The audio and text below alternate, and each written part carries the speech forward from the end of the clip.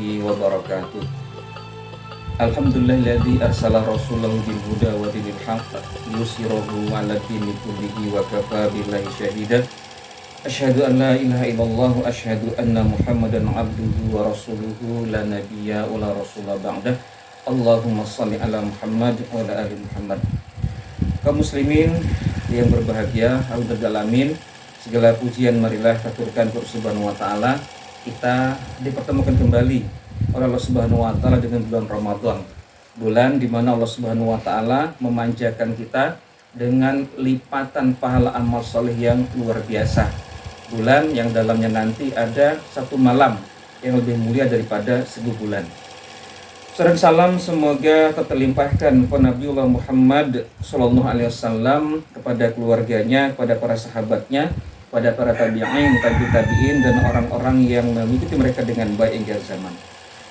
Jamramatullah, tujuan dari Allah Subhanahu wa taala mensyariatkan Ramadan adalah untuk membuat supaya manusia itu bertakwa kepada Allah Subhanahu wa taala. La'allakum tattaqun. Jadi tujuan utama Ramadan bukan sekadar kita menahan diri dari makan dan minum dan segala hal yang membatalkan puasa dari fajar sampai maghrib, tetapi yang lebih dari itu adalah untuk membuat kita menjadi manusia yang lebih baik. Sehingga sebagai ahli hikmah itu menamakan Ramadan dengan syahrul tarbiyah, bulan pembinaan, bulan pendidikan. Lalu apa yang diajarkan Ramadan kepada kita?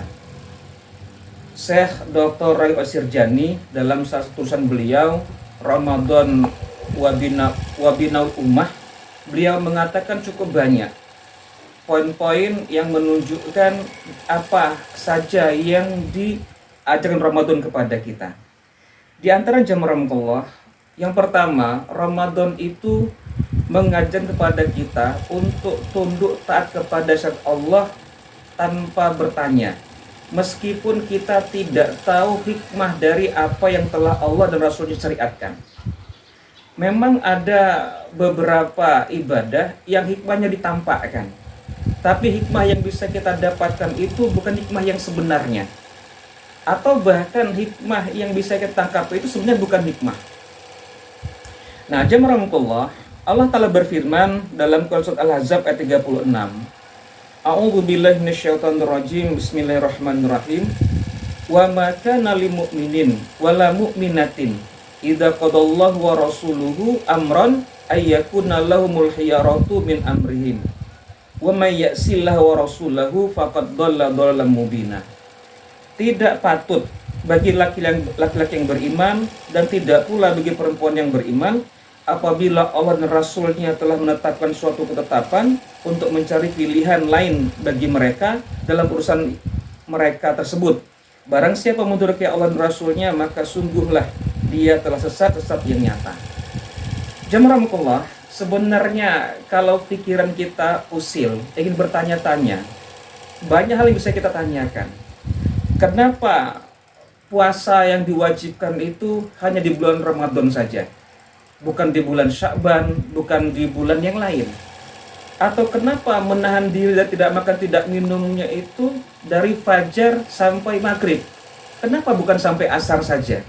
Atau dari zuhur sampai maghrib?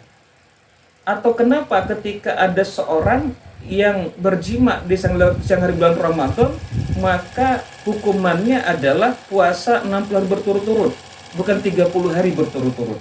Nah, jamramatullah, semua ini merupakan pertanyaan-pertanyaan tanpa jawaban, yang memang tidak memiliki jawaban. Tapi kaum muslimin langsung tunduk dengan apa yang diperintahkan oleh Rasulnya berkaitan dengan Ramadan ini.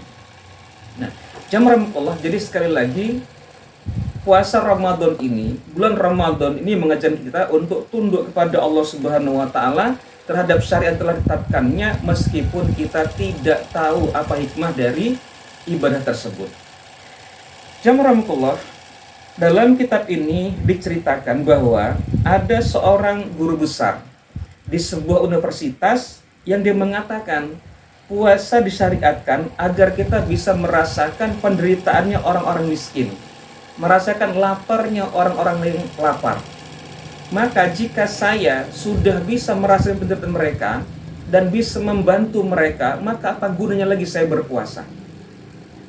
Atau ada seorang penguasa dulu yang mengatakan bahwa puasa Ramadan itu membuat produktivitas menjadi mengecil, menjadi menurun. Maka dia tidak suka dengan puasa, maka dia mengajak orang-orang tidak berpuasa. Nah, jamramukullah, tentu ini berangkat dari kedangkalan mereka dalam memahami syariat.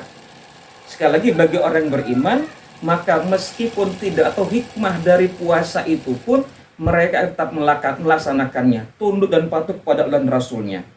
Sebagaimana Allah firman, fala warabbika la yu'minuna hatta yuhaqqimuka fima shajara bainahum summa la yajidu fi anfusihim harajan mimma qadaita wa yusallimu taslima. Maka demi Rabbmu, mereka pada ikatnya tidak beriman hingga mereka menjadikan kamu hakim dalam perkara yang mereka perselisihkan. Kemudian mereka tidak merasa keberatan dalam hati mereka terhadap putusan yang kamu berikan, dan mereka menerima dengan sepenuhnya. Jadi jamramukullah, ini poin pertama dari apa yang diajarkan Ramadan kepada kita, untuk kita menerima syariat, aturan, perintah dan Rasulnya, meskipun kita tidak tahu apa hikmah dari perintah tersebut. Assalamualaikum warahmatullahi wabarakatuh.